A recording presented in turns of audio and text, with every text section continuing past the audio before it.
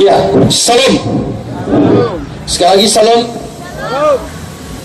Saudara-saudara yang saya kasihi dalam Tuhan Yesus, tadi malam kita sudah mendengarkan khotbah yang pertama dari hamba Tuhan Pendeta Ezra, menyampaikan tentang sola gratia dan sola fide. Malam ini saya akan membawakan tentang sola scriptura. Saya ulangi, tentang 5 semboyan, 5 sola yang berkaitan dengan reformasi, yaitu sola gratia, hanya anugerah; sola fide, hanya iman; sola Kristo, hanya Yesus Kristus, satu-satunya jalan keselamatan; sola scriptura, hanya Alkitab, firman Allah; dan soli Deo Gloria, segala kemuliaan hanya bagi Allah. Inilah 5 semboyan reformasi yang mulai diserukan pada mulai awal pergerakan reformasi. Dan hari ini ada banyak gereja merayakan peringatan hari reformasi. Ada banyak gereja-gereja Protestan yang merayakan hari reformasi, tetapi masalahnya adalah banyak gereja yang merayakan ini justru sudah keluar, melenceng dari semboyan reformasi itu. Peringatan hari reformasi hanya diisi dengan berbagai lomba-lomba yang justru tidak ada kaitan sama sekali dengan hari reformasi itu sendiri. Karena itulah kami adakan kegiatan ini dengan tujuan supaya membawa kita kembali kepada apa yang menjadi semangat dan isi daripada reformasi gereja yang dirangkum dalam Pancasola atau 5 sola ini. Berbicara tentang sola gratia, tadi malam sudah disampaikan bahwa keselamatan hanya karena anugerah. Manusia di dalam dosa telah mati, tidak bisa berbuat apa-apa untuk menyelamatkan diri. Manusia membutuhkan yang namanya anugerah, dan anugerah adalah pemberian cuma-cuma dari Allah kepada yang tidak pantas, yang tidak layak menerimanya. Itulah yang disebut anugerah. Dan anugerah itu diterima melalui iman, yaitu iman kepada Yesus Kristus, satu-satunya Tuhan dan Juru Selamat itu. Dan malam ini kita akan belajar bersama tentang anugerah yang diterima melalui iman kepada Yesus Kristus itu. Kita tahu itu dibangun didasarkan atas kebenaran firman Allah.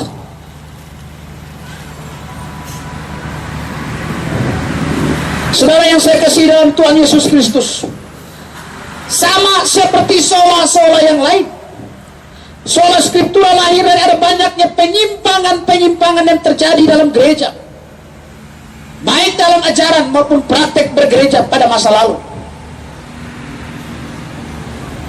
Di antaranya adanya pelanggaran, adanya pelarangan terhadap umat Tuhan pada masa itu untuk tidak boleh membaca dan menafsirkan kitab suci. Hanya para tokoh-tokoh gereja, pemimpin-pemimpin gereja yang boleh memegang, boleh membaca dan menafsirkan kitab suci. Umat Tuhan dilarang. Penyimpangan berikut adalah karena gereja memberi tempat dan otoritas yang tinggi kepada tradisi.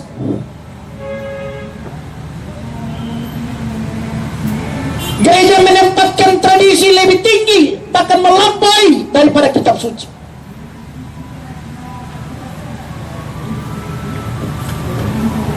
Dan yang ketiga, karena adanya banyak penyelewengan terhadap firman Allah, baik oleh pemimpin gereja itu sendiri dalam perilaku hidupnya maupun doktrin gereja.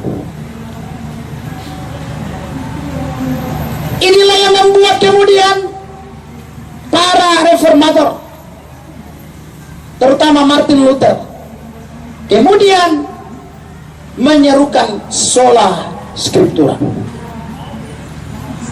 Hari ini kita bukan hidup di tahun 1500-an. Kita sudah ada di tahun 2016. Tetapi hari ini sola scriptura kembali perlu ditegaskan. Sola scriptura kembali perlu diberitakan. Apa sebabnya? Mengingat hari ini ada banyak sekali yang merongrong kitab suci. Ada ajaran yang pada hari ini yang lahir dan berdiri di atas rasio, yang berlahir dan berdiri di atas pengalaman, yang menempatkan rasio pengalaman tradisi lebih tinggi dari kitab suci. Hari ini ada banyak orang Kristen mencampur adukan antara tradisi, budaya, dan kitab suci. Oleh karena itulah hari ini pun perlu untuk kita beritakan sola scriptura, hanya Alkitab. Kita lihat di mana-mana ada orang Kristen yang menjadikan pengalamannya sebagai sebuah dasar ajaran. Ada yang mengesampingkan kitab suci, dan ada gereja yang mencoba membangun doktrin gerejanya yang bukan saja tidak memiliki dasar kitab suci, melainkan juga bertentangan dengan kitab suci.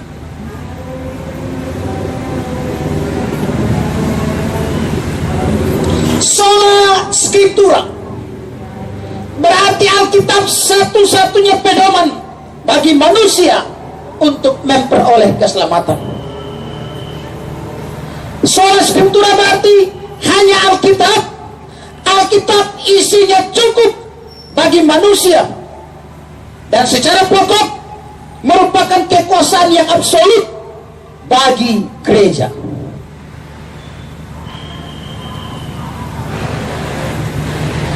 Saudara yang saya kasih dalam Tuhan Yesus, mungkin ada yang bertanya, apa dasarnya sola scriptura? Sola scriptura itu hanyalah mimpi daripada Martin Luther dan teman-temannya. Mungkin ada yang berkata demikian. Tetapi perlu menjadi catatan penting bagi kita. Yang pertama, bahwa gereja sejak semula, gereja pada abad-abad mula, abad pertama, bersandar pada prinsip sola scriptura, hanya Alkitab. Saya tunjukkan satu ayat, Kisah 17 ayat yang ke-11. Orang-orang Yahudi di kota itu lebih baik hatinya daripada orang-orang Yahudi di Tesalonika, karena mereka menerima firman itu dengan segala kerelaan hati, dan setiap hari mereka menyelidiki kitab suci untuk mengetahui apakah semuanya itu benar demikian. Jadi jemaat itu setiap kali mendengarkan khotbah yang disampaikan oleh siapapun, mereka kemudian menyelidiki kitab suci. Apakah yang disampaikan, yang dikhotbahkan, yang diajarkan benar sesuai dengan kitab suci atau bertentangan dengan kitab suci. Ini berarti mereka mengusung sola scriptura. Ini berarti jemaat pada mula-mula pada abad pertama sudah mengusung sola scriptura, hanya Alkitab firman Allah. Segala ajaran harus sesuai dengan kebenaran firman Allah. Kalau bertentangan harus ditolak. Karena itu jemaat tidak asal menelan apa yang disampaikan oleh setiap pengkhotbah, tetapi mereka menyelidiki, menguji setiap apa yang disampaikan. Bukan hanya gereja pada masa itu, tapi selainnya pada masa bapak-bapak gereja. Kalau kita membaca dalam sejarah gereja, pada abad-abad pertama juga, bapak-bapak gereja seperti Polikarpus, Clemens, Ignatius, dan lain-lain, ketika mereka berhadapan dengan bidat-bidat, Maka mereka menjadikan kitab suci sebagai dasar. Mereka menjawab, memberikan apologia, pembelaan berdasarkan ayat-ayat kitab suci. Mereka tidak memakai tradisi, tidak memakai pernyataan sia-sia, tetapi kitab suci menjadi dasar bagi mereka dalam memberikan apologia atau pembelaan. Bahkan saudara, Martin Luther, sesudah dia menempelkan 95 dalil, dia kemudian dibencikan, terjadi pergolakan besar. Gelora reformasi mulai menyala di mana-mana. Maka pemimpin gereja pada masa itu tidak senang. Kemudian mereka berupaya untuk menyeret Martin Luther ke pengadilan dan untuk membinasakan Martin Luther. Maka suatu ketika Martin Luther dibawa ke pengadilan.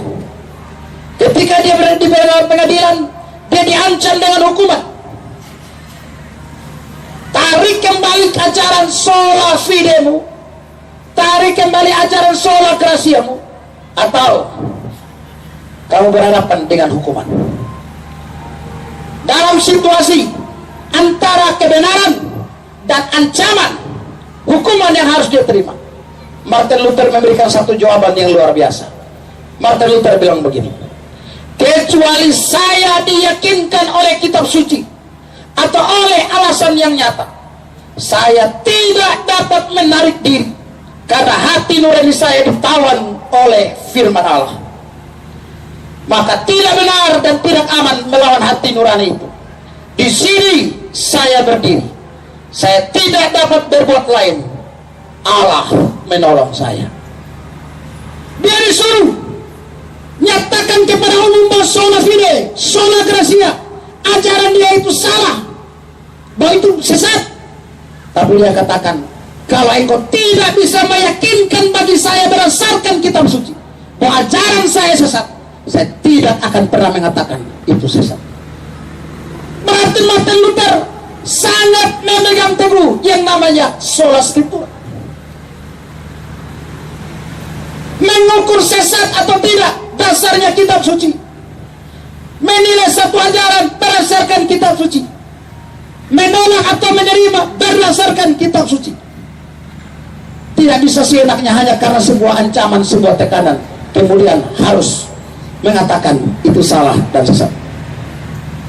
Martin Luther dengan tegas dan berani, dia menolak, menarik kata-katanya, karena ia sola scriptura.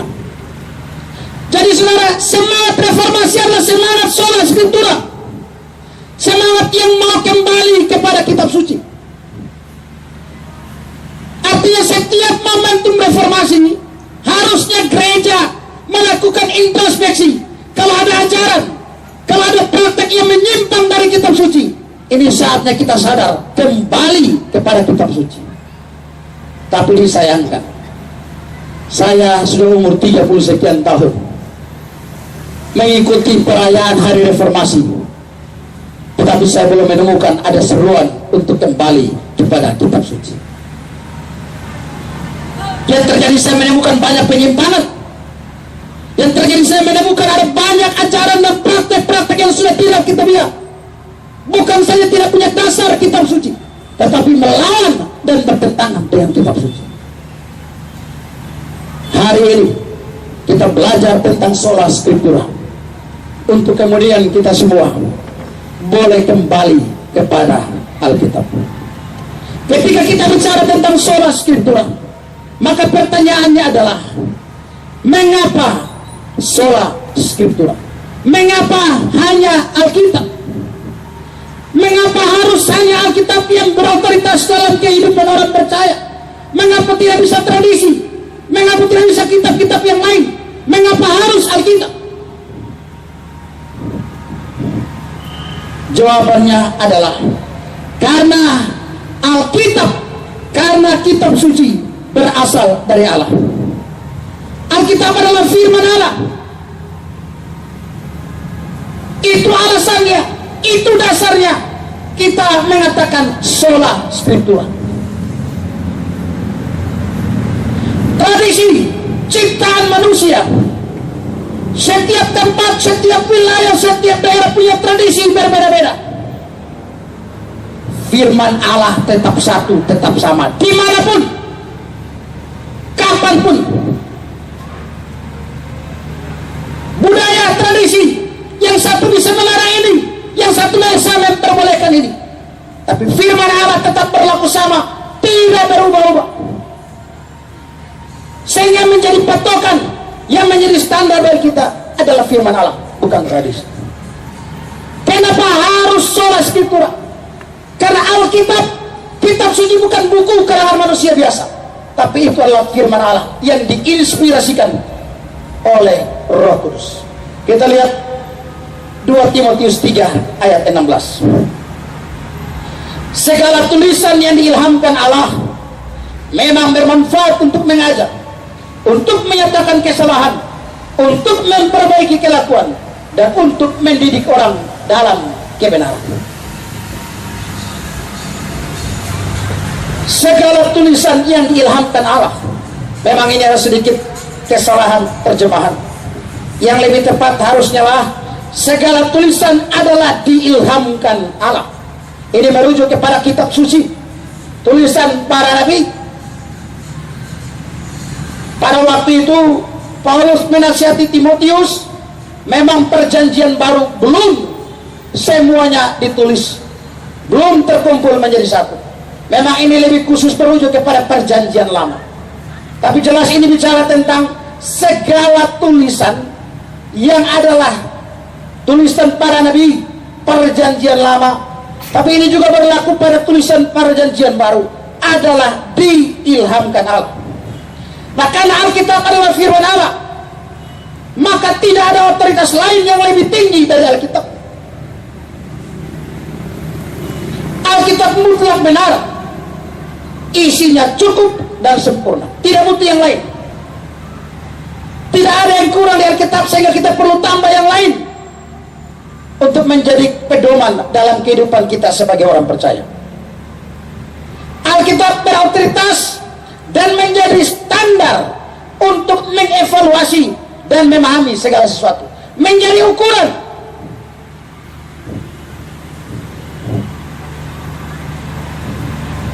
Namun saudara yang saya kasih dalam Tuhan Yesus, berbicara mengenai otoritas Alkitab ini, otoritas Alkitab atas kehidupan orang percaya ini ditentukan dari pandangan seseorang tentang Alkitab. Sejauh mana pandangan yang engkau pegang, sejauh mana pandangan yang engkau anut tentang Alkitab, itu menentukan sejauh mana engkau menilai atau menganggap Alkitab itu berotoritas atas hidup. Nah, karena itu perlu kita ketahui bersama bahwa secara umum ada 3 pandangan tentang kitab suci. Ada 3 pandangan dalam kekristenan tentang Alkitab. Yang pertama, pandangan liberal. Menurut liberal, Alkitab bukan firman Allah, melainkan buku yang mengandung atau berisi firman Allah. Alkitab mengandung firman Allah. Artinya apa? Ada yang firman, ada yang bukan. Kalau kita bandingkan dengan istilah lain, misalnya cincin, dikatakan cincin ini mengandung emas, berarti ada sebagiannya emas, ada sebagiannya bukan. Bisa kuningan, bisa tembaga atau lain-lain. Jadi kalau dikatakan Alkitab mengandung firman Allah, berarti ada bagian-bagian yang adalah firman, tapi ada bagian-bagian yang adalah bukan firman Allah. Pandangan liberal menganggap remeh dan menurunkan derajat firman Allah. Karena itu liberal tidak pernah menjadikan firman Allah berotoritas mutlak atas kehidupan bergereja. Pandangan yang kedua yaitu pandangan neo-ortodoks. Pandangan neo-ortodoks mengatakan bahwa kitab suci menjadi firman Allah kalau Allah memakainya untuk berbicara kepada kita, atau kalau kita merasakan Allah berbicara kepada kita pada saat kita mendengar atau membaca. Jadi kalau ada orang baca Alkitab, ada satu pasal, kemudian tiba-tiba ada ayat-ayat tertentu yang menurut dia itu berbicara kepada dia, nah di situ baru disebut Alkitab firman Allah. Tapi kalau dia baca-baca dan kemudian dia tidak merasa ayat ini menegur, menasihati, menguatkan dia, maka Alkitab tidak menjadi firman. Jadi menurut Neo-Ortodoks, kitab suci itu firman Allah bukan secara objektif, tapi secara subjektif, tergantung dari orang yang baca. Jadi kalau yang baca tidak merasa ditegur, tidak merasa dikuatkan, dinasihati oleh ayat yang dia baca, itu bukan firman. Neo-Ortodoks sebetulnya dia ingin melawan liberal, tapi dia tidak sepenuhnya kembali kepada pandangan yang benar. Ini jelas ajaran yang keliru. Karena kalau Alkitab hanya menjadi firman, kalau pada saat seseorang membaca dan ayat itu menegur atau menguatkan atau terasa berbicara kepada orang yang membacanya, maka bagaimana nanti firman Allah bisa menghakimi manusia pada akhir zaman? Ketika seseorang diperhadapkan, engkau sudah berdosa, dulu waktu hidupmu engkau melakukan dosa pencurian, pembunuhan, perzinahan, melanggar firman Allah, dia akan bicara, loh, saya tidak pernah merasa ditegur oleh firman Allah. Waktu saya baca ada ayat bilang begitu, ayat itu tidak tegur saya. Kalau kita baca dalam Yohanes pasal 12 ayat 47 sampai 48, dan jikalau seorang mendengar perkataanku tapi tidak melakukannya, aku tidak menjadi hakimnya, sebab aku datang bukan untuk menghakimi dunia, melainkan untuk menyelamatkannya. Barang siapa menolak aku dan tidak menerima perkataanku, dia sudah ada hakimnya, yaitu firman yang telah aku katakan, itulah akan menjadi hakimnya pada akhir zaman.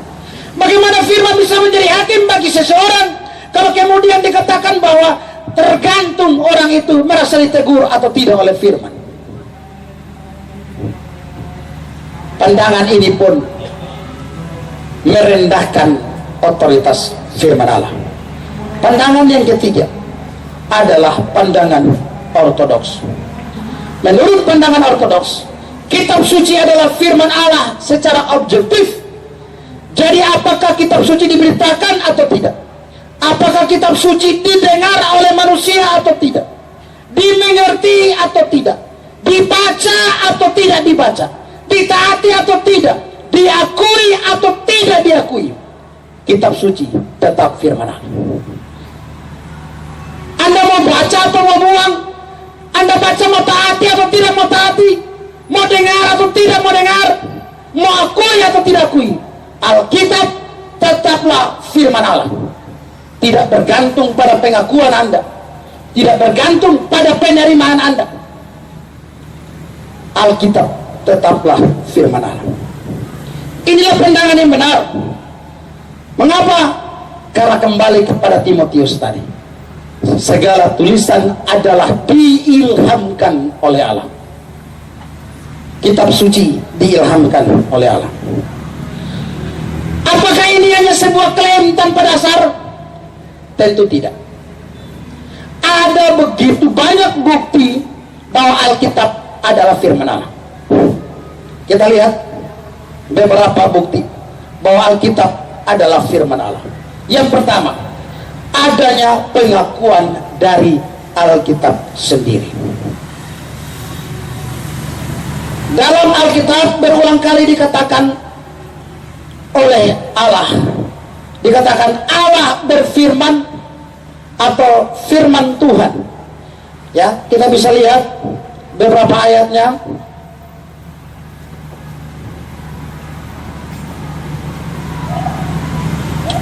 Yang pertama, Kejadian pasal 9 ayatnya yang ke-12. Dan Allah berfirman, inilah tanda perjanjian yang kuadakan antara aku dan kamu serta segala makhluk yang hidup yang bersama-sama dengan kamu turun-temurun untuk selama-lamanya. Allah berfirman. Ungkapan ini menunjukkan apa yang ditulis itu adalah firman Allah. Kemudian Yeremia pasal 1 ayatnya yang keempat. Firman Tuhan datang kepadaku, bunyinya. Firman datang kepada Yeremia. Yeremia mendengar dan menuliskan firman Tuhan itu. Jadi ada pengakuan dari Alkitab sendiri bahwa Alkitab adalah firman Allah. Kemudian dalam Alkitab berulang kali dikatakan bahwa Allah menyuruh orang menuliskan firman Tuhan. Kita lihat Keluaran 34 ayat 27. Berfirmanlah Tuhan kepada Musa, tuliskanlah segala firman ini, sebab berdasarkan firman ini telah kuadakan perjanjian dengan engkau dan dengan Israel. Tuhan perintahkan, tuliskan firman ini. Jadi saya ada pengakuan, tetapi juga ada perintah Tuhan untuk tuliskan itu firman yang dia sampaikan. Yeremia 30 ayat 1 dan 2. Firman Tuhan yang datang dari Tuhan kepada Yeremia bunyinya, beginilah firman Tuhan Allah Israel, tuliskan segala perkataan yang telah kufirmankan kepadamu itu dalam suatu kitab. Tuhan perintahkan Yeremia, Tuhan perintahkan Musa untuk menuliskan firman yang telah dia perintahkan. Demikian juga kita bisa lihat Tuhan perintahkan kepada Yohanes dalam Wahyu pasal 1 ayat 11 dan ayat 19. Kita lihat. Katanya, apa yang kau lihat, tuliskanlah dalam sebuah kitab dan kirimkanlah kepada 7 jemaat ini. Ke Efesus, ke Smyrna, ke Pergamus, ke Tiatira, ke Sardis, ke Philadelphia, dan ke Laodikia. Karena itu ayat 19, tuliskanlah apa yang telah kau lihat, baik yang terjadi sekarang maupun akan terjadi sesudah ini.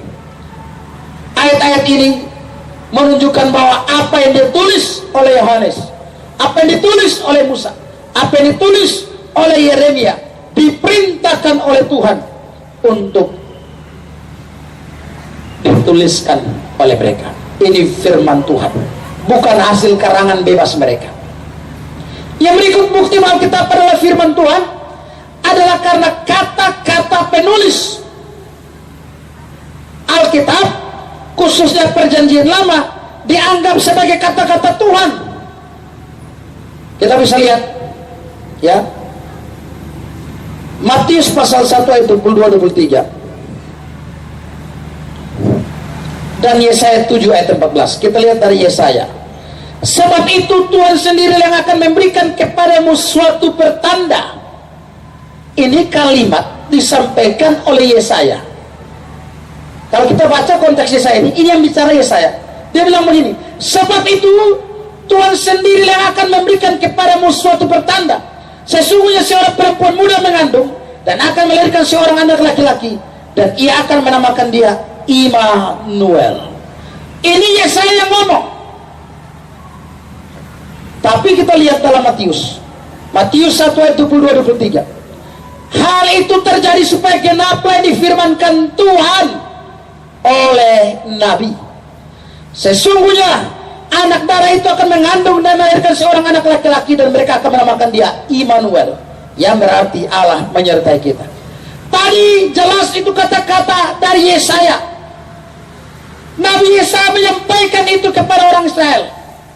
Dalam Injil Matius dikatakan firman Tuhan yang disampaikan oleh Nabi Yesaya. Jadi kata-kata Nabi dalam perjanjian lama adalah firman Tuhan. Demikian pula Mazmur 95 ayat 7. Sebab dialah Allah kita, dan kitalah umat jembalaannya, dan kawanan domba tuntunan tangannya. Pada hari ini sekiranya kamu mendengar suaranya. Ini kata-kata manusia. Tapi kita lihat dalam Ibrani 3 ayat 7.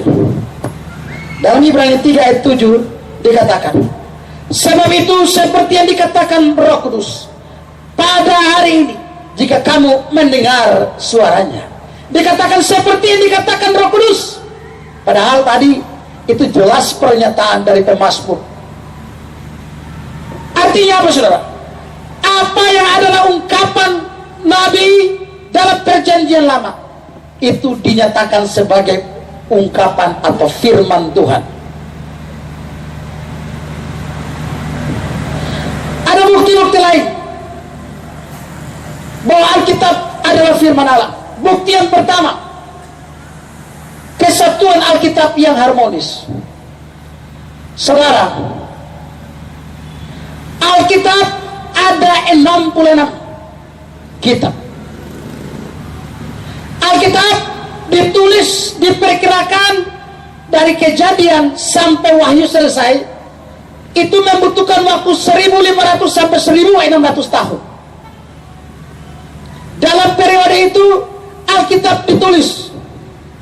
Yang tulis Alkitab kurang lebih ada 40 orang dengan latar belakang berbeda. Ada yang adalah nabi, ada yang gembala, ada yang adalah nelayan, ada yang adalah raja, ada yang adalah pelayan di istana. Berbagai latar belakang berbeda-beda. Selain itu, mereka hidup di masa yang berbeda-beda, tahun, abad yang berbeda. Bahkan lebih banyak mereka tidak saling kenal satu dengan yang lain. Tapi menariknya adalah, walaupun latar belakangnya berbeda, hidup di abad tahun yang berbeda, bahkan tidak pernah kenal ketemu satu dengan yang lain, tapi isi pesan utama, tema utama dari Alkitab, dari Kejadian sampai Wahyu, adalah satu tema. Ada satu kesatuan, tidak pernah ada kontradiksi di antaranya. Semua bicara satu hal yang sama. Ini luar biasa. Ini menunjukkan Alkitab bukan buku biasa. Kalau ada 40 orang di sini, hidup di tempat yang berbeda-beda, tidak pernah ketemu, masing-masing susun seenaknya saja dia mau tulis apa, besok-besok disuruh kumpulkan mereka punya tulisan masing-masing. Coba kita baca dari yang pertama sampai terakhir, pasti tidak akan ketemu. Masing-masing dengan apa yang dia pikirkan, apa yang dia mau, dan tidak akan ketemu. Tapi kalau ada 40 orang, kemudian kepada si A, saya suruh kau tulis tentang jantung, si B kau tulis tentang lambung, si C kau tulis tentang mata, tentang hidung, tentang paru-paru, tentang berbagai bagian-bagian yang lain, kemudian dikumpulkan semuanya, maka klop menjadi biologi. Kita bicara tentang anatomi tubuh. Jadi kalau Alkitab yang ada sekian puluh kitab, ditulis pada tahun dan abad yang berbeda-beda, tapi isinya, temanya bisa menyatu seperti itu, harmonis, itu hanya mungkin karena ada satu oknum yang dibalik itu, yang menyuruh penulis kitab suci menuliskan itu. Sehingga sekalipun zamannya berbeda, tempatnya berbeda, mereka tidak saling kenal, tetapi ternyata tidak ada pertentangan antara kitab yang satu dengan kitab yang lain. Kesatuan Alkitab yang harmonis ini membuktikan Alkitab bukan buku biasa. Ini membuktikan Alkitab firman Allah. Yang kedua, Alkitab tidak habis dipelajari. Sejak Alkitab selesai ditulis sampai hari ini, sudah berapa banyak orang belajar Alkitab? Sudah berapa banyak sarjana Alkitab? Sudah berapa banyak profesor, doktor, master teologi? Sudah begitu banyak buku-buku teologi ditulis. Dari mana dasarnya? Ya, dari Alkitab. Apa yang dia gali? Alkitab. Tapi sampai hari ini Alkitab tidak pernah habis dipelajari. Ini satu keunikan yang luar biasa. Kalau ada semua novel setebal apapun, ada satu buku sejarah setebal apapun, kalau dipelajari sampai selesai, pasti selesai. Dan kalau sudah selesai, ya sudah. Tapi kitab suci dari sejak ditulis sampai hari ini, bukan hanya ribuan, ratusan, tapi sudah puluhan ribu, puluhan juta, triliunan orang menggali, tetapi tidak pernah habis digali dan dipelajari. Oleh karena itu ada ungkapan, beda Alkitab dan buku biasa itu adalah, buku biasa seperti bak air. Sebesar apapun sebuah bak air, kalau ditimpa terus airnya, lama-lama akan habis juga air dalam bak itu. Tapi Alkitab bukan bak air. Alkitab adalah sumber air itu sendiri, sehingga mau beribu-ribu kali ditimpa pun airnya tetap ada, tidak pernah kering. Alkitab tidak pernah habis dipelajari. Ini membuktikan Alkitab bukan buku biasa. Alkitab firman Allah. Yang berikut, bukti bahwa Alkitab firman Allah adalah semua nubuat dalam Alkitab digenapi secara tepat, tidak ada yang meleset. Nubuat tentang Kristus digenapi secara tepat. Banyak nubuat-nubuat yang lain digenapi secara tepat. Alkitab tidak pernah meleset dalam hal ini. Kalau hari ini kita sering mendengar ada banyak orang suka bernubuat dan ternyata nubuatnya tidak jadi, itu membuktikan bahwa itu nubuat atau buat-buatan. Saya punya pengalaman nyata soal ini yang saya selalu saksikan di mana-mana. Saya ingat persis, entah sekitar tahun 2010 ke bawah, Suset Eting datang ke Kupang dan kemudian mengadakan seminar di gereja Koinonia. Waktu itu ada beberapa orang yang hadir, ternyata di bagian luar ada seseorang yang bagi-bagi selebaran. Dan selebaran ini mereka bawa pulang, saya termasuk yang diberikan selebaran ini, saya baca. Selebaran ini berisi, ada orang yang menubuatkan. Isi nubuatnya begini: ikan foti akan putus. Karena ikan foti akan putus, nanti orang dari Kupang Mapi Baun mesti pakai perahu. Padahal Baun sepotong, saya itu kalau seputus ya habis sebetulnya. Juga nanti soe itu akan putus, jadi orang mau ke soe pakai perahu.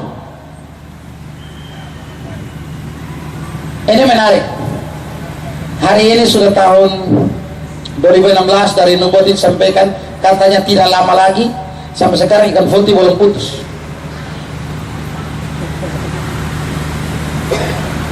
Bahkan saya ingat persis tanggal 5 Mei, karena ini berkaitan dengan suatu tanggal yang tidak akan pernah saya lupa, dengan orang dekat saya. Ada seorang pendoa di kota Kupang, dia katakan tanggal 5 Mei Kupang akan banjir darah.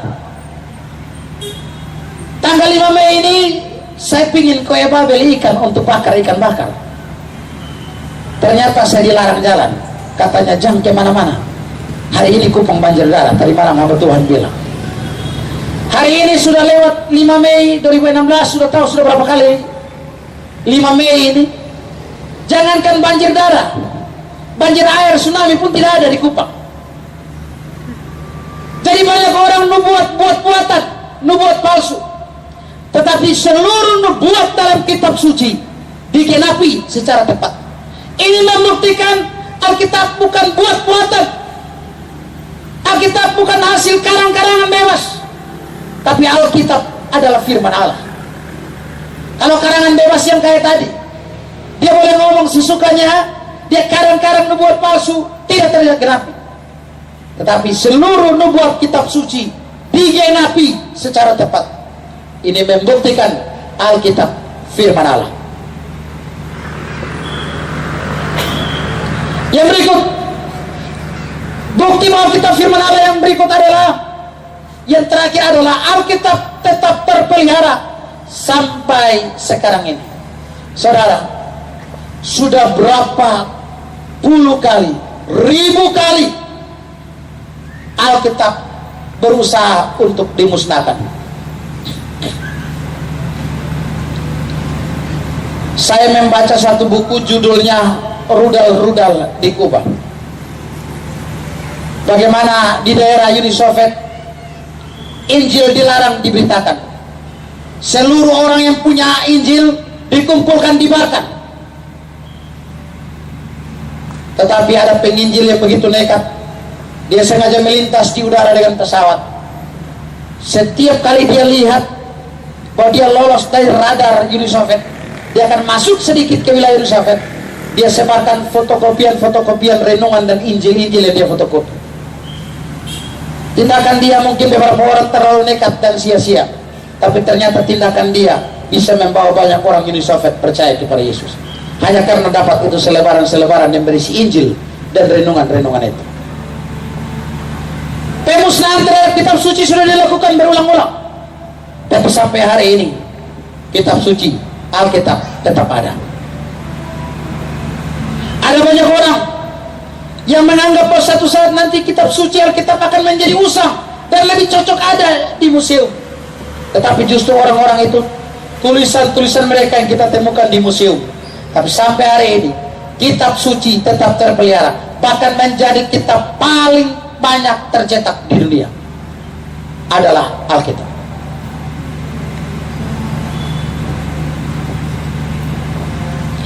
Karena Alkitab adalah firman Allah, dan itu sudah dibuktikan tadi, maka konsekuensi dari Alkitab adalah firman Allah, adalah Alkitab berotoritas dalam kehidupan setiap orang percaya. Itu konsekuensinya. Kalau Alkitab bukan firman Allah, dia tidak berotoritas. Tapi karena Alkitab adalah firman Allah, maka konsekuensi logisnya dia berotoritas mutlak dalam kehidupan setiap orang percaya.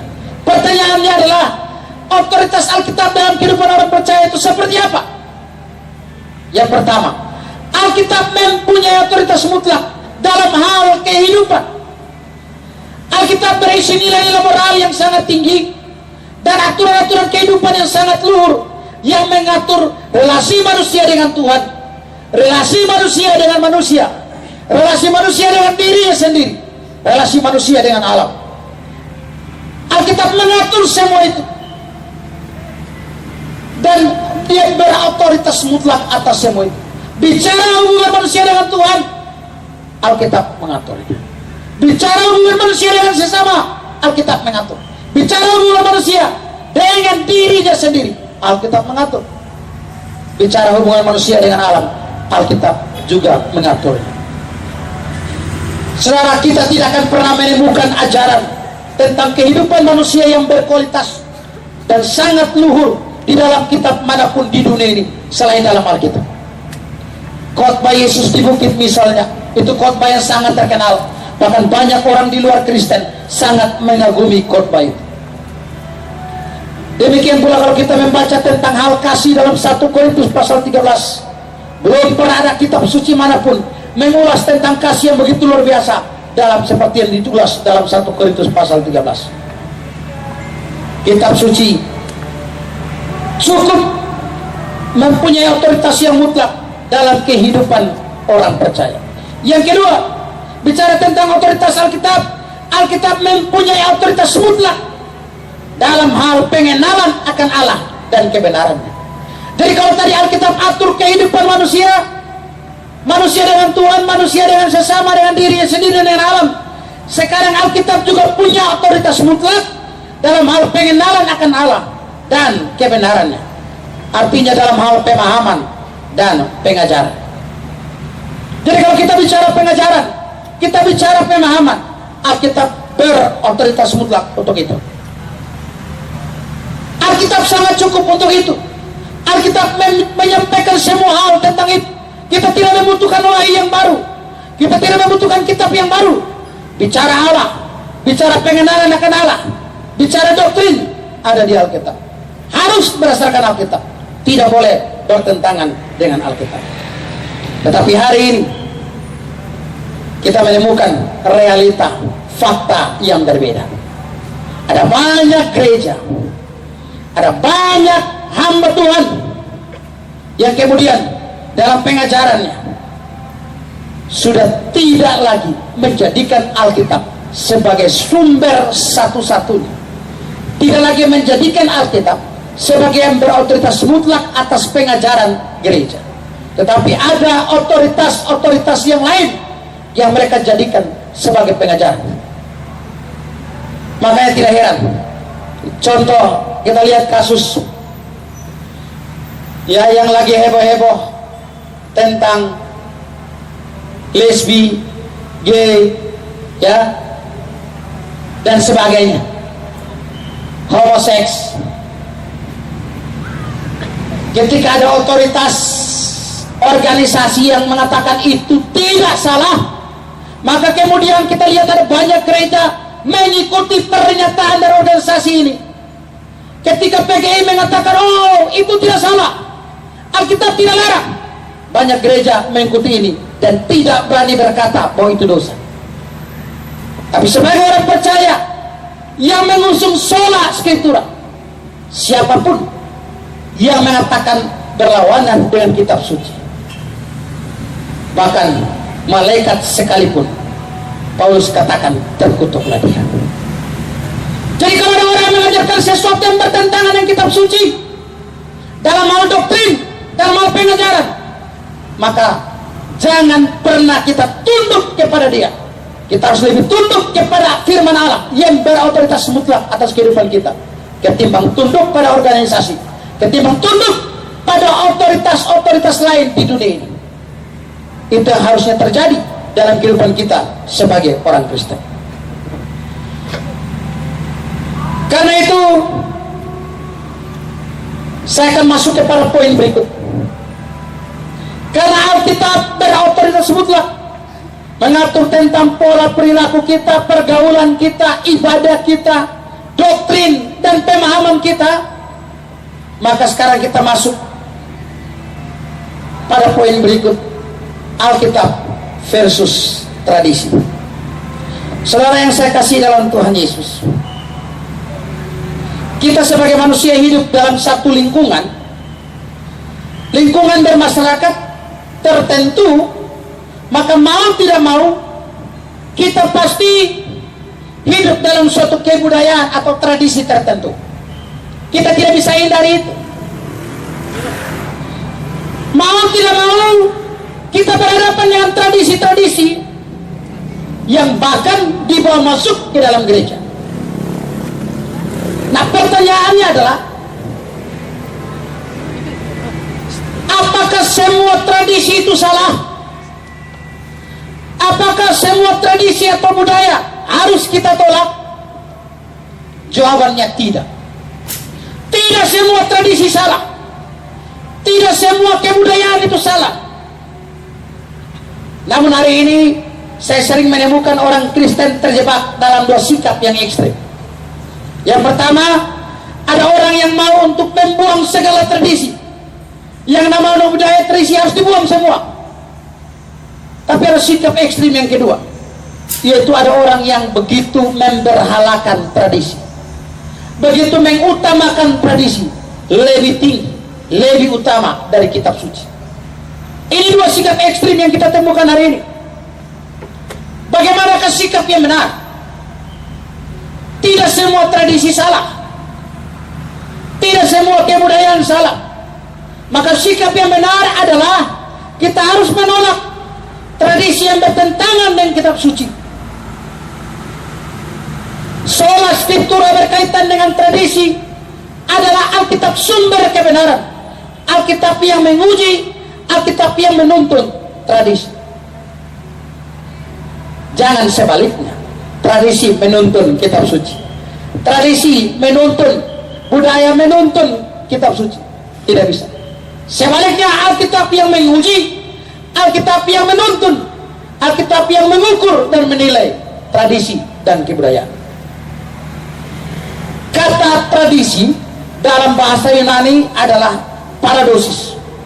Paradosis ini bisa berarti dua. Ini bisa berarti adat istiadat, tapi bisa berarti pengajaran yang dibawa turun-temurun. Kalau kita lihat 1 Korintus 11 ayat 12,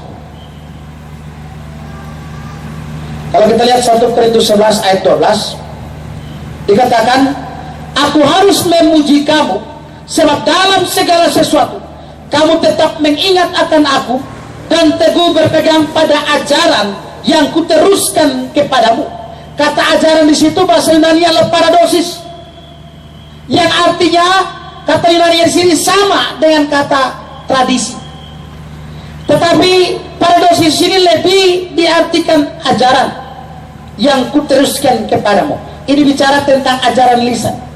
Ya, Paulus menyampaikan ajaran-ajaran lisan itu diteruskan. Ya, di jemaat lokal diteruskan. Itu disebut paradosis. Nah, ada tradisi yang bertentangan dengan kitab suci, tetapi ada tradisi yang sebetulnya tidak bertentangan, tetapi menjadi salah apabila dimutlakan atau diutamakan lebih tinggi dari kitab suci. Saya ulangi, ada tradisi yang memang bertentangan dengan kitab suci, tapi ada tradisi yang tidak bertentangan, namun menjadi salah apabila diutamakan, diangkat lebih tinggi, lebih penting, lebih utama dari kitab suci. Ini menjadi salah. Jadi salahnya yang kedua itu bukan pada tradisinya, tapi pada orang yang mengangkat, mengutamakan tradisi itu. Kita lihat bagaimana sikap Yesus mengecam cara yang salah itu. Matius 15 ayat 2. Mengapa murid-muridmu melanggar adat istiadat nenek moyang kita? Mereka tidak membasuh tangan sebelum makan.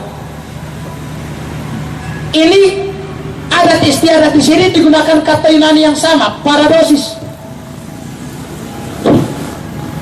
Jadi ahli Taurat, orang Farisi waktu itu mereka lihat, loh, murid-murid Yesus makan tidak cuci tangan. Sedangkan pada saat itu ada tradisi Yahudi sebelum makan cuci tangan.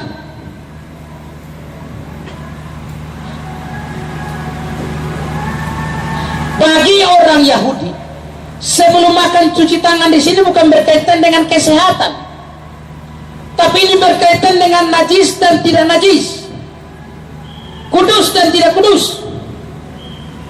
Mari kita lihat, dari mana kita tahu itu? Matius pasal 15 ayat 11. Yesus bilang begini, dengar dan camkanlah, bukan yang masuk ke dalam mulut yang menajiskan orang, melainkan yang keluar dari mulut, itulah yang menajiskan orang. Jadi Yesus tahu budaya Yahudi waktu itu, tradisi Yahudi waktu itu harus cuci tangan sebelum makan. Kalau tidak cuci tangan sebelum makan dianggap najis. Maka Yesus bilang bukan apa yang masuk yang menajiskan, melainkan apa yang keluar dari mulut, itulah yang menajiskan orang. Memang ada hukum Taurat, ada peraturan tentang najis dan tentang pembasuhan. Itu ada dalam hukum Taurat.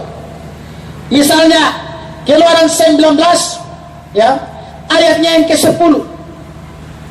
Berfirmanlah Tuhan kepada Musa, pergilah kepada bangsa itu, suruhlah mereka menguduskan diri pada hari ini dan besok, dan mereka harus mencuci pakaiannya. Ini cuci pakaian untuk supaya jangan najis. Keluaran 30 ayat 17 dan ayat sampai ke 21. Berfirmanlah Tuhan kepada Musa, haruslah engkau membuat bejana dan juga alasnya dari tembaga untuk pembasuhan, dan kau tempatkan itu di antara kemah pertemuan dan mezbah, dan kau taruhlah air ke dalamnya.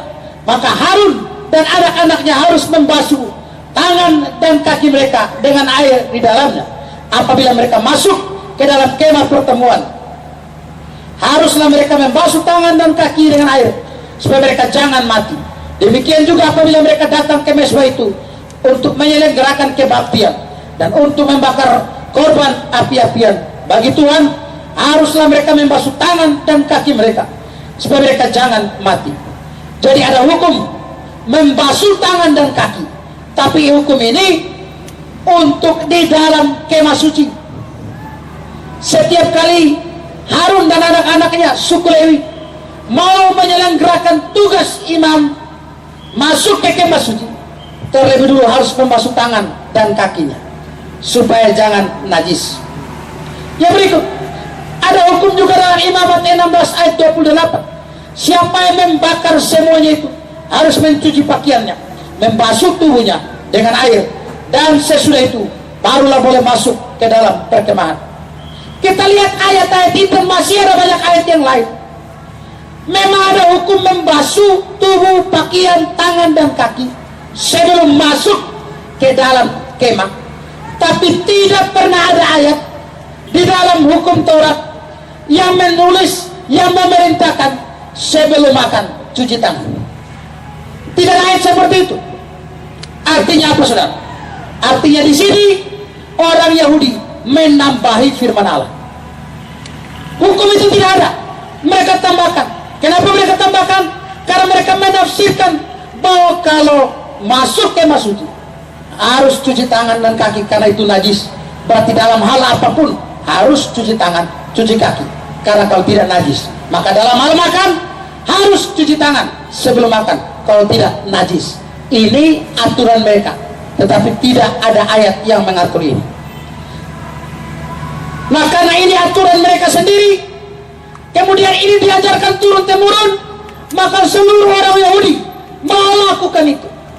Menariknya di sini dalam Injil Matius ini, murid-murid Yesus tidak melakukan hal itu dan mendapat protes dari orang Farisi dan ahli Taurat. Maka ketika mereka melakukan protes itu, apa sikap Yesus? Yesus tidak diam. Yesus menyerang kembali dan berkata, bukan apa yang masuk yang menajiskan, melainkan apa yang keluar. Mengapa? Kalau kita baca kalimat Yesus selanjutnya, hal-hal yang penting yaitu firman Allah mereka abaikan demi tradisi. Mereka seringkali mengabaikan firman Allah demi tradisi. Kita bisa lihat Markus 7 ayat 8, 9. Yesus bilang begini, perintah Allah kamu abaikan untuk berpegang pada adat istiadat manusia. Yesus berkata pula kepada mereka, sungguh pandai kamu mengesampingkan perintah Allah supaya kamu dapat memelihara adat istiadatmu sendiri. Hari ini ada tidak praktek di mana orang begitu meninggikan adat istiadat? Ada. Ada tidak tradisi-tradisi yang kemudian dibawa masuk ke dalam gereja dan dipaksa gereja harus tunduk melakukan itu? Ada. Misalnya apa? Salah satu contoh sepele, ada tradisi untuk berdoa orang yang meninggal hari ke-40, malam ke-3, malam ke-40, malam ke-100, buat ucapan syukur.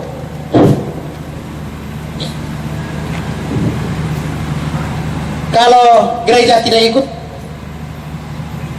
jadi soal. Maka ada gereja-gereja, kemudian pendeta-pendeta mengikuti apa yang menjadi tradisi turun-temurun ini.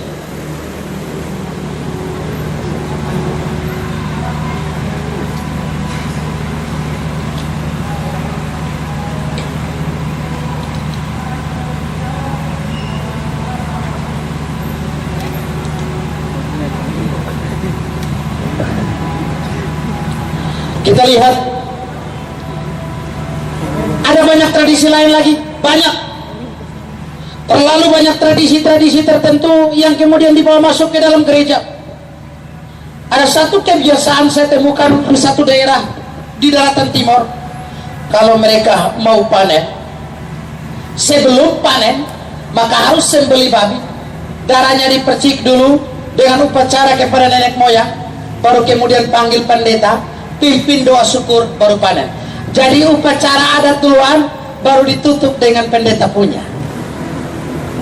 Saudara, darah dipercik dulu, baru pendeta dengan toganya penuh percaya diri maju dan pimpin syukur di situ.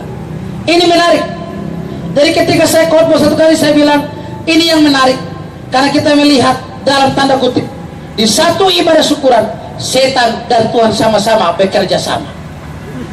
Ini dalam tanda kutip ya, jangan salah paham kalimat saya. Ya, hamba setan dan hamba Tuhan bersama-sama. Di mana mereka berdiri, hamba Tuhan bilang silakan hamba setan, habis baru saya ya. Percik-percik, mulai baca-baca mantra, percik keliling semua di situ. Baru terakhir persilakan hamba Tuhan, silakan tutup dengan doa syukur. Ini menarik, saya temukan ini. Ada banyak adat istiadat sekarang, tradisi yang dibawa masuk ke dalam gereja. Gereja yang mengusung sola scriptura haruslah gereja yang tegas, yang dimana ketika ada tradisi, ada adat yang bertentangan dengan firman, kita tolak. Tidak ada kata kompromi.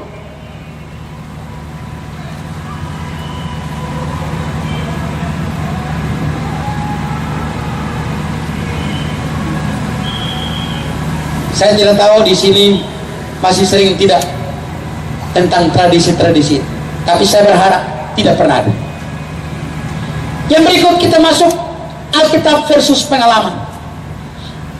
Ada banyak orang Kristen zaman sekarang yang tidak menghargai otoritas Alkitab dalam kehidupan dan dalam pengajaran mereka, melainkan mereka lebih menghargai pengalaman, mereka lebih menghargai wahyu baru ketimbang Alkitab sebagai wahyu yang sudah cukup, yang sudah lengkap. Saudara yang saya kasih dalam Tuhan Yesus, harusnya semua pengalaman manusia, pengalaman orang percaya harus dinilai berdasarkan Alkitab, sola scriptura tadi. Jika pengalaman bertentangan dengan Alkitab, maka pengalaman harusnya ditolak. Tetapi hari ini banyak orang asal dia punya pengalaman, maka biar kitab suci menolak, dia bilang ini pengalaman saya. Tidak semua pengalaman itu pasti, ya tolong dicatat, pasti itu dari setan. Tidak semua.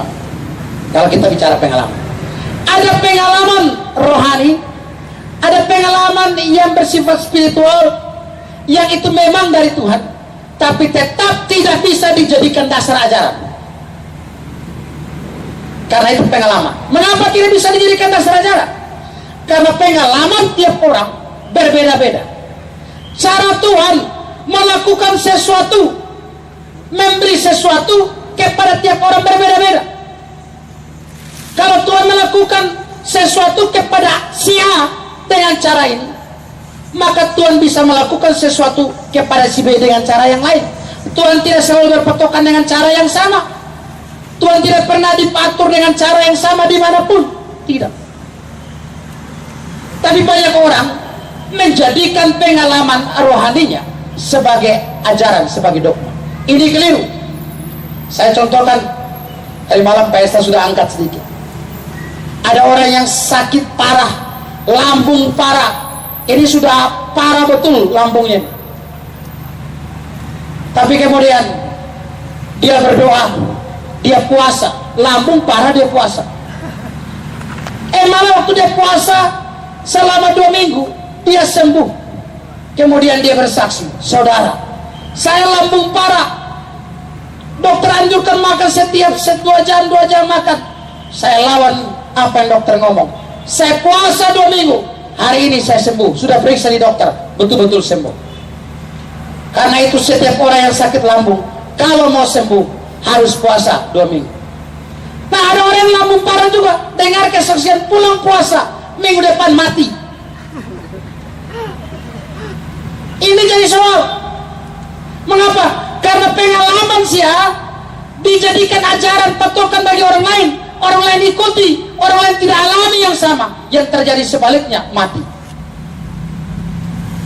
Tuhan tidak selalu melakukan hal yang sama kepada setiap orang. Karena itu menjadikan pengalaman rohani sebagai ajaran, sebagai dasar ajaran, itu keliru, itu dogma. Tapi juga ada banyak pengalaman-pengalaman spiritual yang justru dari setan dan bukan dari Tuhan.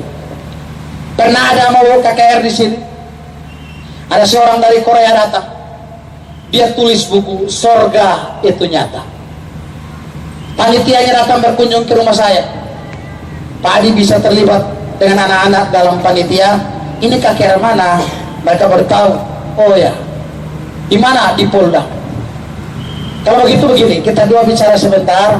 Kalau apa yang disampaikan itu benar, saya siap jadi panitia terlibat. Tapi kalau tidak benar, bagaimana? Lu bertobat ya, terus saya ikut lagi. Oke, kita dulu bicara-bicara. Saya cuma angkat beberapa hal sepele, karena saya baca kesaksiannya. Dia katakan begini, bahwa dia mati, Tuhan angkat, dia punya roh, dia terangkat melewati atap rumahnya, tembus, naik menembus awan terus. Kemudian ada cahaya yang terang sekali, ternyata itu Yesus sambut dia. Anggap saja dia nama Peu ya. Mari Peu. Yesus pegang Peu punya tangan. Bawa pertama ke neraka dulu. Yesus dan Peu jalan-jalan ke neraka. Di neraka Peu lihat ada orang pakai toga, pegang Alkitab sambil khotbah-khotbah, api ada bakar. Ada ibu hamil, tapi dia punya perut cacing ada makan. Ada tempat sumur-sumur, kemudian di situ ada orang-orang yang dimakan ulat sambil dibakar. Terus ada rak-rak di situ, ada yang punya lidah di situ, ada yang telinga sebelah di situ, mata sebelah di situ. Saya bilang stop, tahan di situ. Tadi dia masuk, ada pendeta pakai toga, pegang Alkitab, khotbah di neraka. Iya. Ayat mana bilang Alkitab cuma masuk neraka? Saya bertanya begitu dulu. Alkitab masuk neraka juga ya? Terus dia punya telinga di neraka, telinga sebelah, berarti telinga sebelah di surga.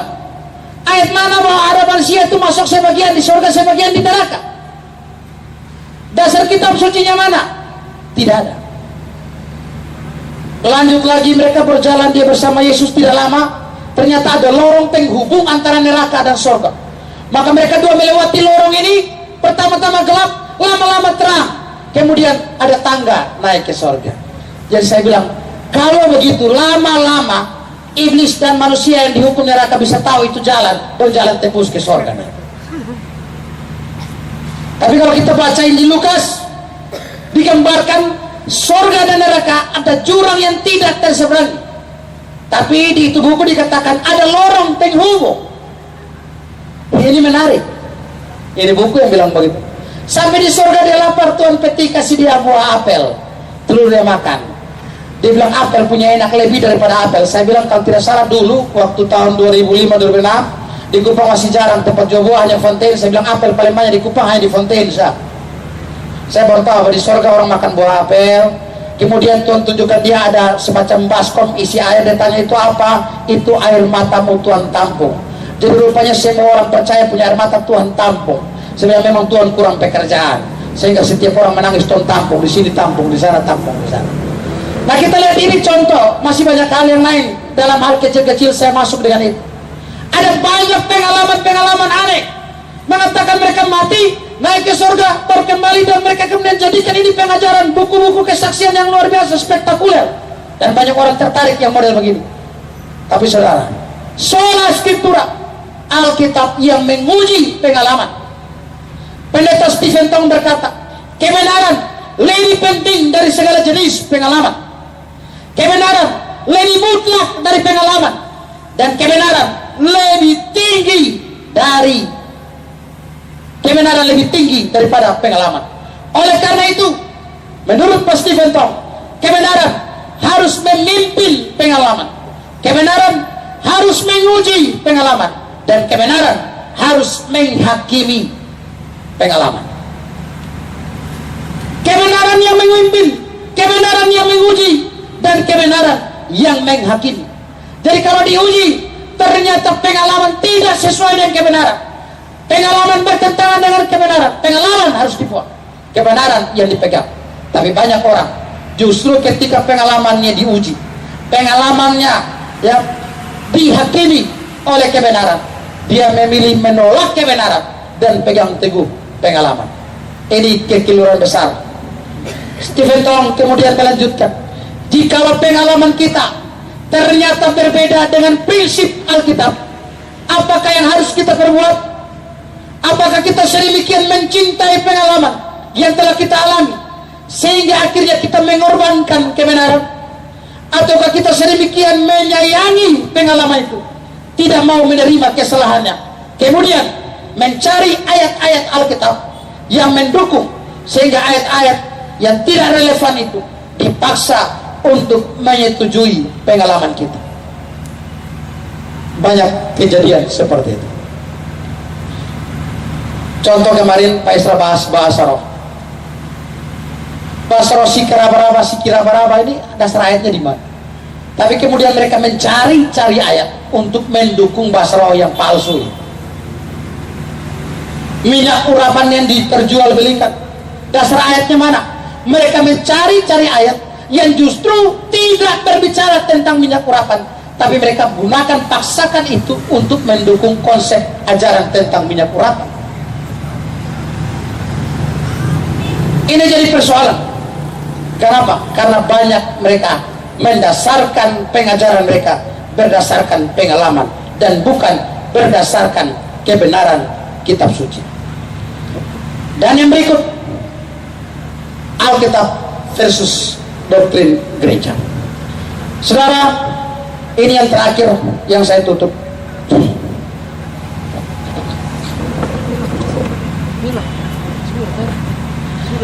Bicara tentang sola scriptura, tadi saya katakan berarti Alkitab menjadi sumber daripada pengajaran.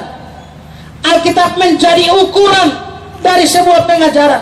Alkitab menjadi patokan dari sebuah pengajaran. Sumber, patokan, dia yang menilai, dia yang menentukan, dia yang menguji, dia yang menghakimi pengajaran. Sehingga semua ajaran doktrin gereja harus bersumber dari kitab suci. Tidak boleh bertentangan dengan kitab suci. Sola gratia, hanya anugerah, berdasarkan pada kitab suci. Ada begitu banyak ayat tadi malam sudah diangkat. Kita diselamatkan hanya karena anugerah. Sola fide, kita diselamatkan hanya karena iman. Dan iman kepada siapa? Yesus Kristus. Sola Kristo, hanya Yesus satu-satunya Tuhan Juru Selamat. Tapi hari ini kita lihat ada doktrin gereja yang mengajarkan Yesus hanya salah satu Juru Selamat.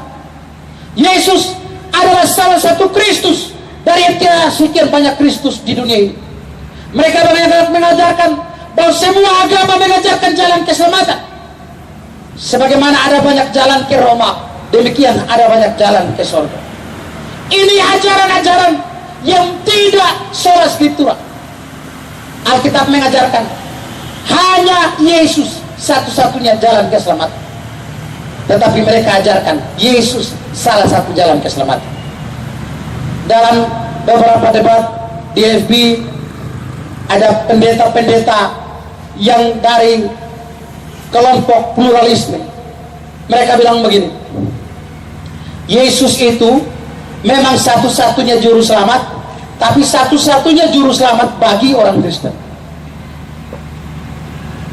Kalau bagi Hindu ada Krishna, bagi Muslim ada Muhammad, bagi Kristen ada Kristus Yesus. Saudara, ini yang saya bilang, baca Alkitab terbalik atau mungkin tidak pernah baca. Kalau kita baca dengan teliti, Alkitab bilang di bawah kolong langit ini tidak ada nama lain yang olehnya kita diselamatkan. Berarti Kristus bukan juru selamat untuk satu golongan. Kristus bukan juru selamat untuk satu suku. Yesus bukan satu-satunya jalan bagi sebagian orang. Tapi di bawah kolong langit berarti Yesus satu-satunya jalan bagi semua manusia. Itu yang pertama. Yang kedua, ketika Yesus datang ke dunia, Kristen belum ada. Bagaimana mungkin bisa diukularkan statement bahwa Yesus diutus untuk orang Kristen? Ini lucu. Justru karena kehadiran Yesus di dunia ini, maka akhirnya orang yang percaya kepada Yesus kemudian menjadi Kristen. Jadi Yesus itu bukan datang untuk Kristen, tapi dia datang, maka orang yang percaya kepada dia menjadi Kristen. Murid-murid dia tadi beragama Yahudi, tapi ketika percaya Yesus menjadi Kristen. Jadi ajaran yang mengatakan Yesus adalah salah satu jalan keselamatan bertentangan dengan kitab suci. Sola scriptura berkaitan dengan doktrin gereja, artinya doktrin gereja tidak boleh bertentangan dengan kitab suci. Jauh sebelum ada banyak ajaran bertentangan dengan kitab suci, Paulus sudah pernah memberikan peringatan tegas. 2 Korintus 11 ayat 4.